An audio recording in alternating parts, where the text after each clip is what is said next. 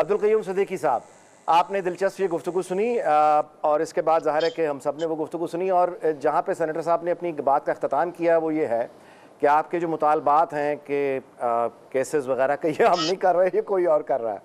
तो यानी इस तरह की एक मुस्तकिल है ना बात कि ये देखें, हमें इस तरफ ना देखें, ये कोई और है, मैं नहीं हूँ, अच्छा मेरा क्या कसूर है, ये तो वो है। तो अब आप बताइए कि इस तर्ज अमल के यानी आपको क्या, यानी व्हाट कैन यू, कितनी संजीदा हम उम्मीद लगा सकते हैं कि इनके दरमियान को मुज़ाकरात होंगे, क्योंकि साहबजादा साहब ने जो गुफ्तगू की अभी सेनेटर साहब ने उसको एक तरह से उसकी तस्दीक कर दी। देखिए अनीक, जहाँ तक आपने जैसे कि अपने इंट्रो के अंदर भी बात की थी कि जाहिर है कि ऑपोजिशन जो है वो उसकी पॉलिटिक्स तो इसी सूरत में होती है ना कि वो टेम्परेचर को हाई रखे और गवर्नमेंट जो है उसको ज्यादा से ज्यादा टफ टाइम दे। और अपोजिशन के ने तो कुछ देना नहीं है, लेना नहीं है, तो लिहाजा वो ये भी शर्त रख सकते हैं कि जी चांद जो है वो जमीन पर हमारे लिए लेके आया जाए। तो मुतालबात तो वो कुछ भी रख सकते हैं। जहाँ तक दूसरी तरफ हुकूमत है, तो हुकूमत मुज़ाकरात की अमल के अंदर अगर हम देखें तो हुकूमतों का काम ये होता है कि वो बड़े दिल और गुर्दा जो है ना वो उनका बड़ा होना चाहिए, उनको ज्यादा मैग्नेमिटी जो है वो हुकूमत को शो करनी चाहिए। अब बात यह है कि वो कौन सा पॉइंट होगा जहां पे आके ये दोनों फरीक जो हैं वो एक सत्ता के ऊपर बैठेंगे।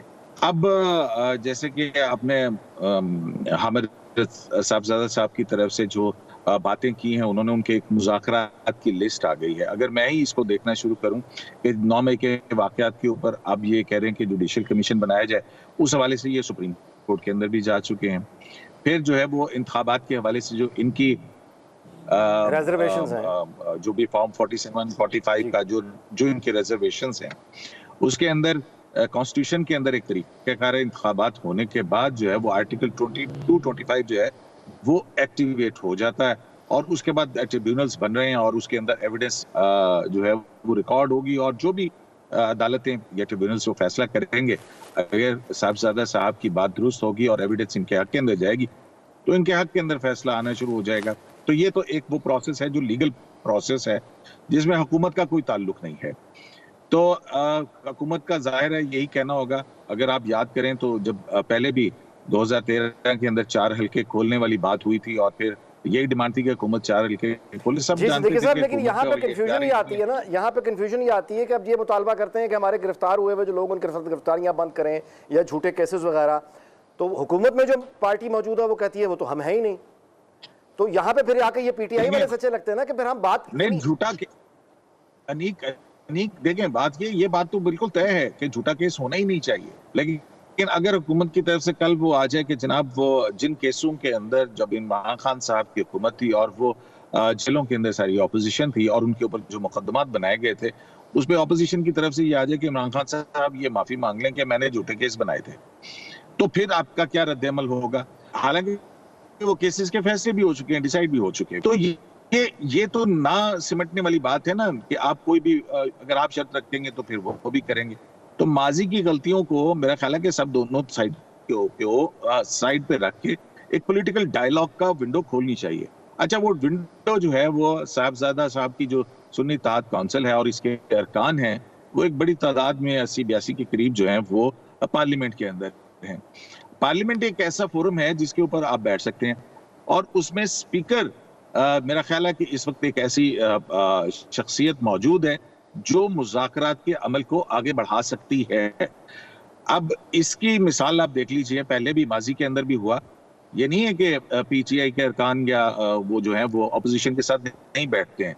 जब 90 दिन के इंतखाबात वाला केस का सुओ मोटो लिया था गुलाम मोहम्मद डोगर के केस के अंदर, और फिर उसके बाद सरदार काशिफ की एक एप्लीकेशन आई थी, उसमें इमरान खान पीटीआई जो है वो जाके हुकूमत के साथ बैठी थी कि पहले इलेक्शन ले लेते हैं, और मामला यहाँ तक हो गए थे कि हुकूमत चाह रही थी कि भी ठीक है आप इलेक्शन की तारीख जो है वो 1 या 1.5 महीने का फर्क था, लेकिन उन मुज़ाकरात का क्या हुआ? उससे बैकआउट कर गया। उससे बैकआउट कौन कर गया? वो शाह महमूद कुरैशी ऑन रिकॉर्ड है कि जनाब इमरान खान साहब नहीं मानते हैं।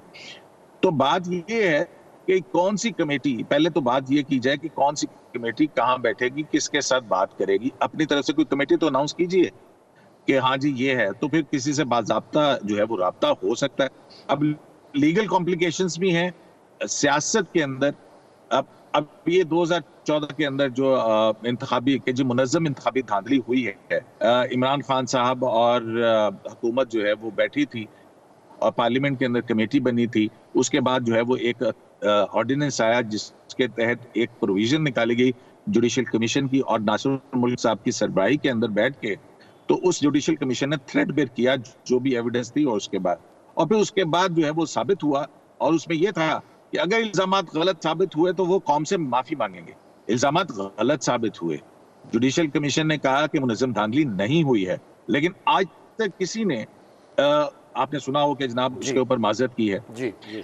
तो ऑपोजिशन का मैं इस बात से बिल्कुल मुत्तफिक हूं कि उनका हक है कि वो एहतजाज करें। एहतजाज पूरे अमन दायरे के अंदर रह के अगर होगा तो वो एहतजाज सबका बिल्कुल हक सही है, है सिद्दीकी साहब, आपकी बात आपने जो मेड योर साहब पॉइंट, का और भी इसमें हक है। एक और बात भी लेकिन है अगर साहबजादा साहब जो हैं वो उस एहतजाज की आड़ में स्टेट अथॉरिटी को चैलेंज करेंगे, जैसा कि अमूमन किया जाता है।